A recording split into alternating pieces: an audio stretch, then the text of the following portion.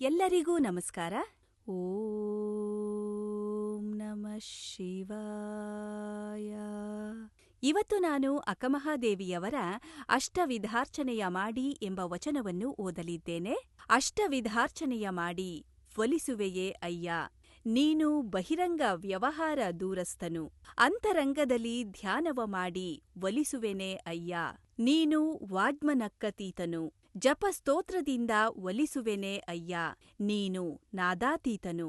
ಭಾವಜ್ಞಾನದೊಂದಿರಿಸುವೆನೇ ಅಯ್ಯ, ನೀನು ಮತಿಗತೀತನು. ಹೃದಯ ಕಮಲ ಮಧ್ಯದಲ್ಲಿ ಇಂಬಿಟ್ಟು ಕೊಂಬೆನೇ ಅಯ್ಯ, ನೀನು ಸರ್ವಾಂಗ ಪರಿಪೂರ್ಣನು. ಅಯ್ಯ, ನಿನ್ನ ಒಲಿಸಲೆನ್ನಾಳವಲ್ಲ, ನೀ ಒಲಿಯುವುದೇ ಸುಖವಯ್ಯ. ಚನ್ನಮಲ್ಲಿಕಾರ್ಜುನಯ್ಯ. ಇದರ ಭಾವಾರ್ಥ ಈ ರೀತಿಯಾಗಿದೆ.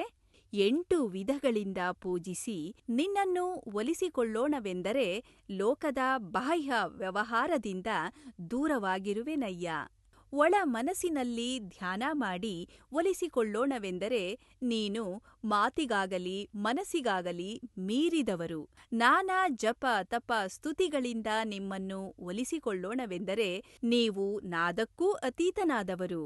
ಅಂತರಂಗದ ಭಾವದ ಅರಿವುಗಳಿಂದ ಒಲಿಸಿಕೊಳ್ಳೋಣವೆಂದರೆ ನೀವು ಬುದ್ಧಿಗೂ ಮೀರಿದವರು.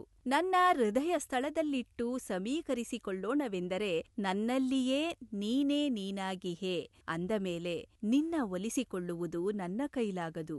ಆದ್ದರಿಂದ ನೀನೇ ನನಗೆ ಒಲಿದರೆ ಒಳ್ಳೆಯದು ಚನ್ನಮಲ್ಲಿಕಾರ್ಜುನ ಎಂದು ಅಕ್ಕಮಹಾದೇವಿಯವರು ಈ ವಚನದಲ್ಲಿ ವಿವರಿಸಿದ್ದಾರೆ. ಶರಣು ಶರಣಾರ್ಥಿಗಳು.